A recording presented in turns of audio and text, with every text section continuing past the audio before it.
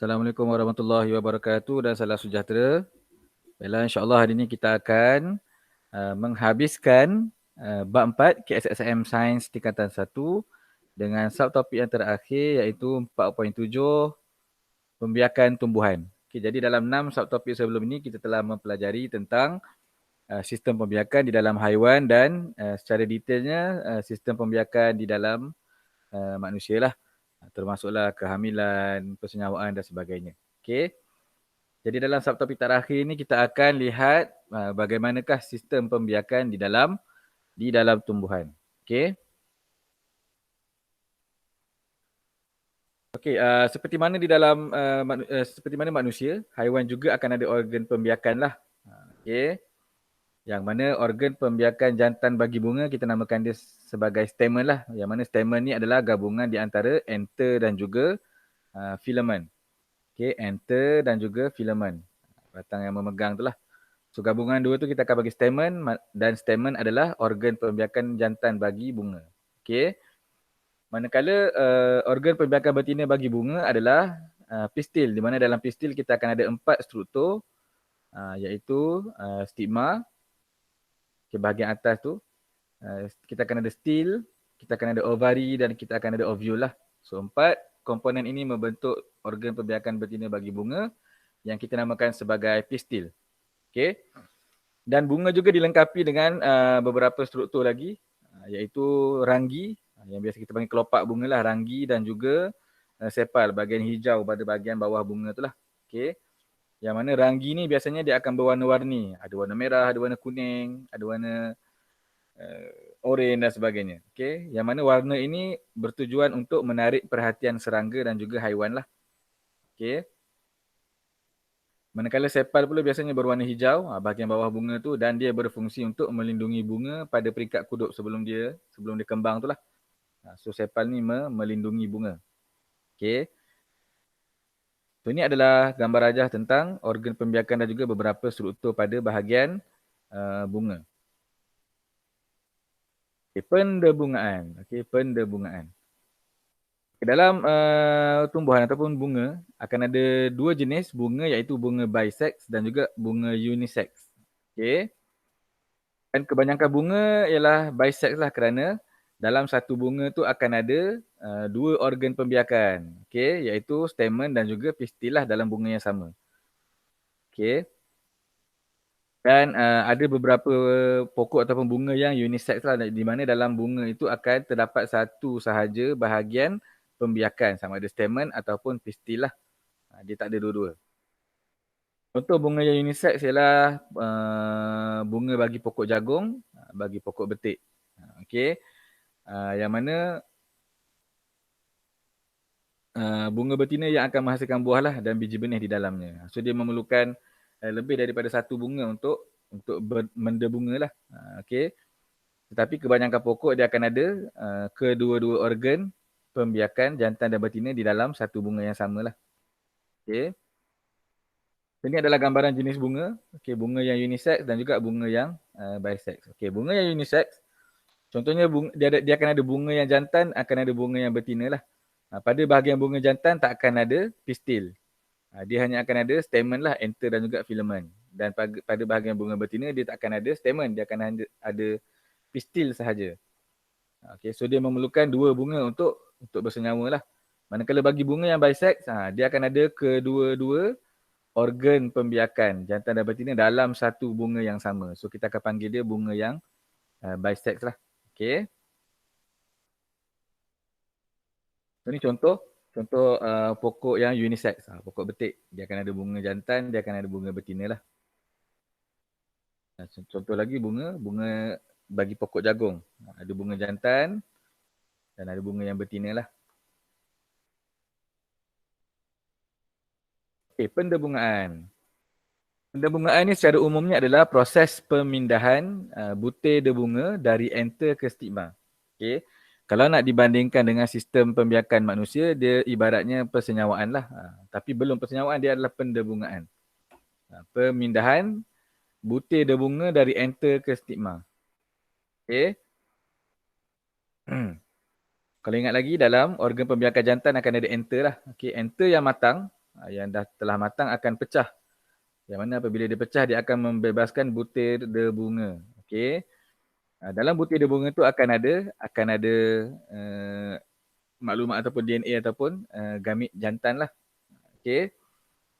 Apabila enter tu pecah, butir debunga mungkin ada yang tersebar ke atas tanah, maknanya tak sampai kepada stigma, dan akan ada yang sampai ke stigma lah.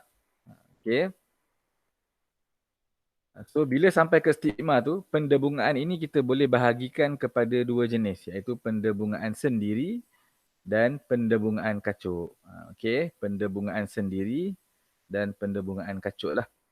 So, apakah beza bagi kedua-dua jenis pendebungaan? Okey, pendebungaan sendiri adalah pemindahan debunga dalam pokok yang sama. Okey, cikgu ulang, pendebungaan sendiri ni adalah pemindahan debunga, okey, dari enter ke stigma dalam pokok yang sama.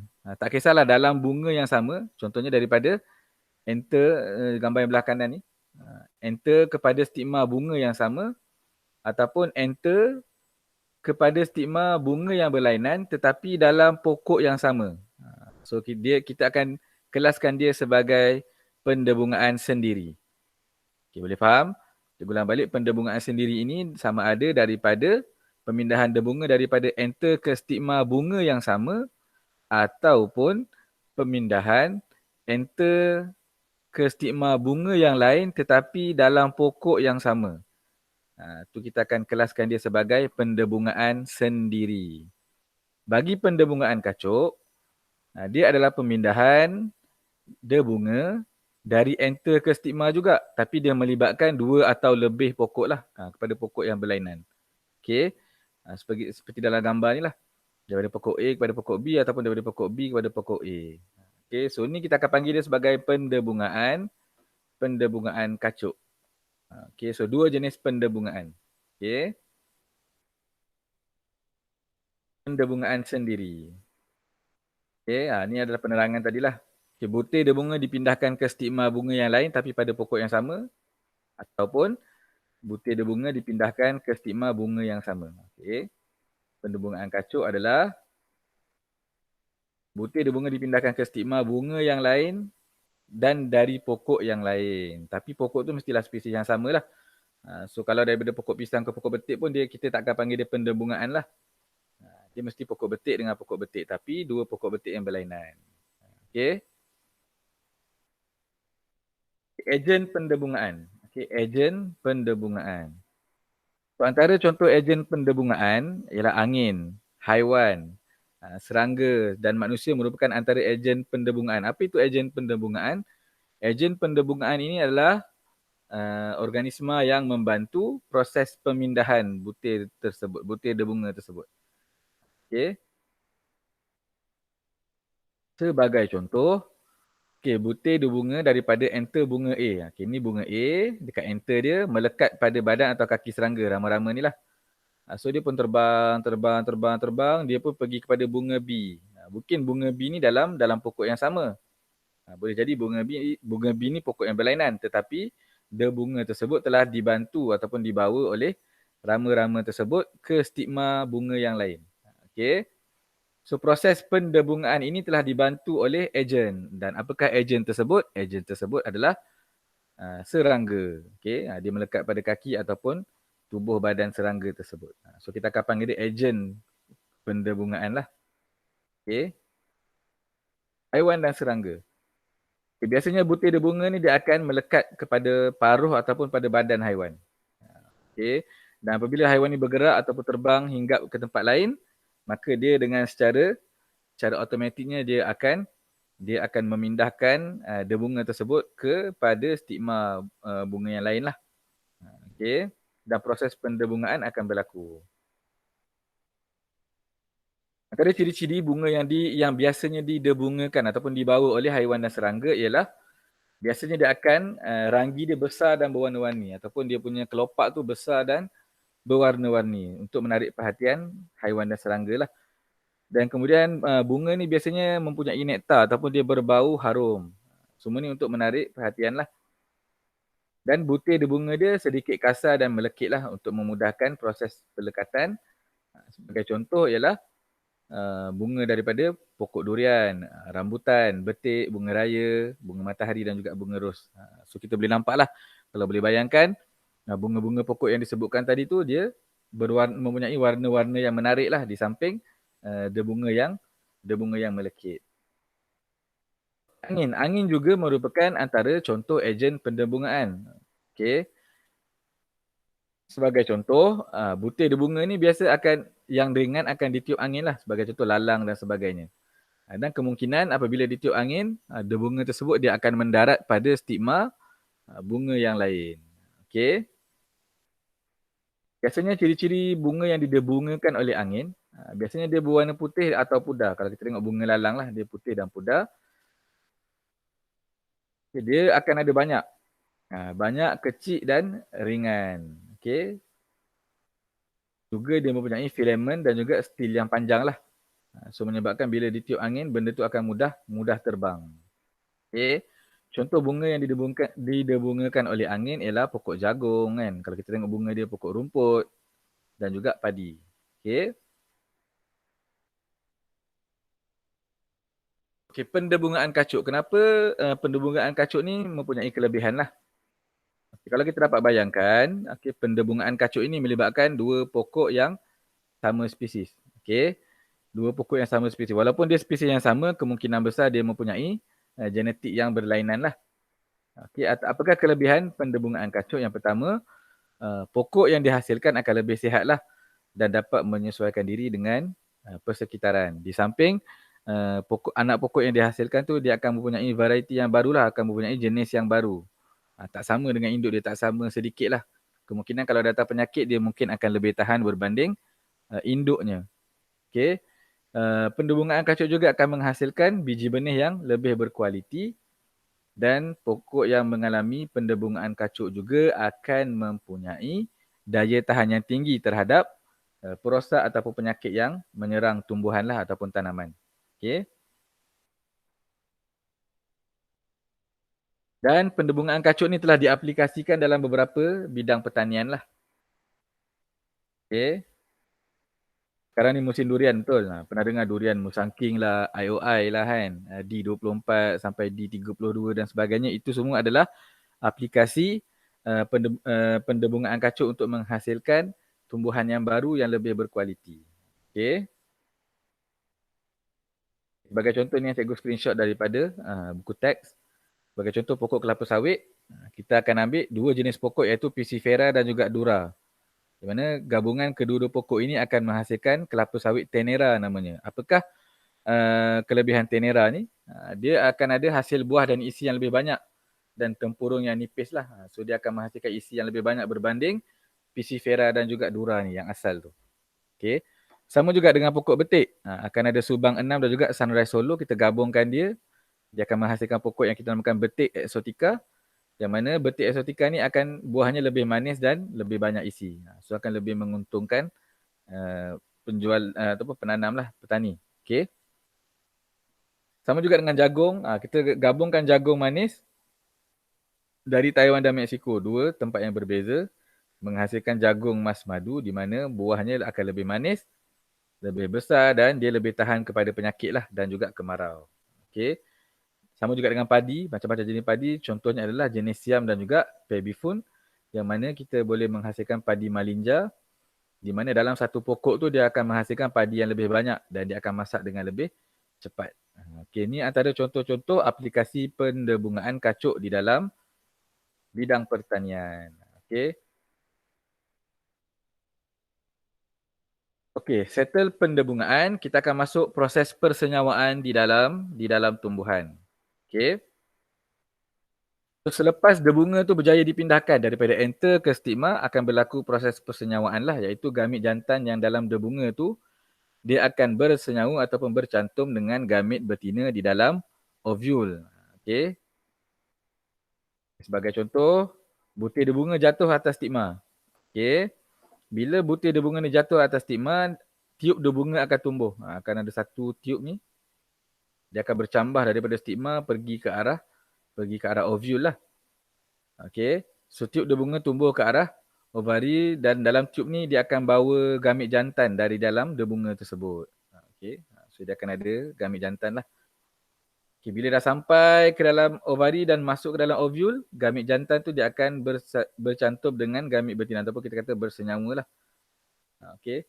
So gamit jantan akan ada dalam debunga, gamit betina akan ada dalam ovule. So macam mana nak bersenyawa, akan ada tiub debunga lah yang menyambungkan di antara debunga tadi tu dengan ovule. Okay. So itu adalah proses persenyawaan yang berlaku dalam tumbuhan. Okay.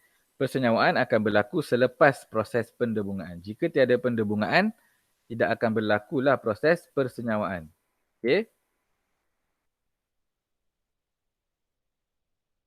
Okay, setelah berlakunya persenyawaan, ovule tadi tu, dia akan berkembang menjadi biji benih. So biji benih yang kamu pegang tu, dia sebenarnya adalah ovule, berasal dari ovule lah. Dan dia menjadi biji benih apabila dia berjaya bersenyawa dengan gamit jantan dari debunga tu tadi. Okay. So dalam biji benih ini dia akan terdiri daripada embrio yang mana dia akan ada lapisan yang melindunginya lah, yang kita panggil sebagai kulit biji ataupun testa. Okay. Dan selepas bersenyawa ataupun selepas ovule ni berkembang menjadi biji benih, bahagian-bahagian bunga yang lain sebagai contoh sepal, petal dan sebagainya dia akan layu dan gugur. Okey. Dan biji benih ni pula kita boleh bahagikan kepada dua jenis iaitu monocotyledon dan juga dicotyledon. Okey. So ini perbezaan di antara monocotyledon dan juga dicotyledon lah. Okey. Kedua-duanya akan ada testa ataupun kulit biji benih tu. Okay, bagi dicotyledon dia akan ada micropyle, dia akan ada hilum. Okay, so ni keratan memanjang kita akan dapat nampak belah dalam dia. Kita akan ada cotyledon, ada plumule dan juga radicle lah. So plumule, radicle dan juga cotyledon ni membentuk embrio. Okay. So untuk monocotyledon kita akan nampak radicle dengan kulit biji sama juga dengan testa lah, semua dia panggil kulit biji. Kemudian dalamnya kita akan panggil endosperma. Dia akan ada cotyledon juga. Akan ada plumule dan juga radicle. Okey, sama juga lebih kurang lah. Apakah fungsi-fungsi bagi struktur pada biji benih ini? Okey, testa, struktur tu adalah untuk melindungi biji benih lah. Okey, hilum ni pula adalah tempat biji benih melekat pada buah. Kalau perasan, kalau kita makan durian, ada bahagian putih tu yang kita tak boleh makan. Dia melekat je pada biji benih tu. So tu kita panggil dia hilum lah, hilum. Okey. Manakala micropyle ni adalah dia akan ada lubang kecil yang mana liang kecil ni akan membenarkan air dan udara untuk memasuki biji benih. So micropyle ni penting dalam proses percambahan. Bila kita nak tanam biji benih tu, so air dan udara akan masuk dalam biji benih tu melalui micropyle tersebut lah. Okay, bagi embrio, struktur yang bernama plumule ni, dia adalah struktur yang akan berkembang dan menjadi pucuk. Okay, plumule dia berkembang menjadi pucuk. Manakala bahagian radicle ni dia akan berkembang menjadi akar. Okey. So bila kita tanam ataupun kita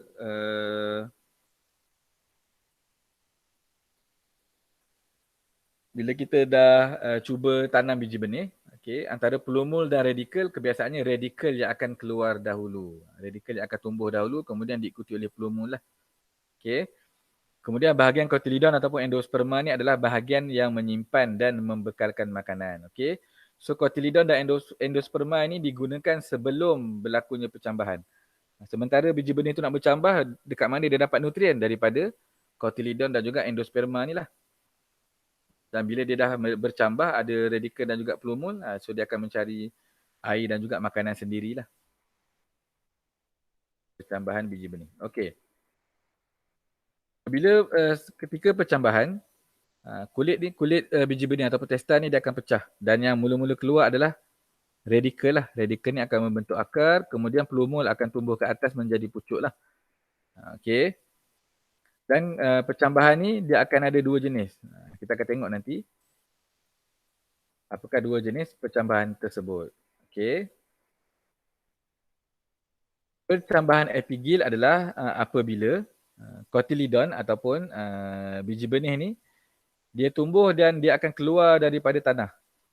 Cotyledon ni terkeluar daripada tanah, kita panggil dia percambahan epigil. Okey. So, untuk satu lagi jenis percambahan, dia bercambah juga, akan keluar pucuk juga tapi cotyledon tu tertinggal di dalam tanah. So, kita akan panggil dia percambahan hypogil. Okey, dua jenis percambahan iaitu epigil, di mana cotyledon tu dia akan keluar daripada tanah. Nampak? So, cotyledon ni, biji benih ni dia akan keluar daripada tanah, kita panggil dia percambahan epigil. Satu jenis lagi, dia bercambah juga, keluar radikel, keluar plumul, keluar pucuk. Tapi yang keluar daripada tanah tu hanyalah pucuk sahaja, bukan cotyledon. Cotyledon ni tertinggal di dalam tanah, so kita panggil dia percambahan hypogil. Okey. So, dua jenis percambahan. So, untuk bercambah, dia akan ada beberapa syarat lah. Biji benih ni dia nak tumbuh, dia akan ada beberapa syarat. Yang pertama, dia kena ada air. Yang kedua, kena ada udara, suhu yang sesuai. Dan bila ada tiga faktor ni, barulah biji benih tersebut boleh bercambah. Okey, jika ada air dan udara tapi suhu terlampau panas, maknanya biji benih tersebut dia akan kekal lah, tidak akan bercambah lah.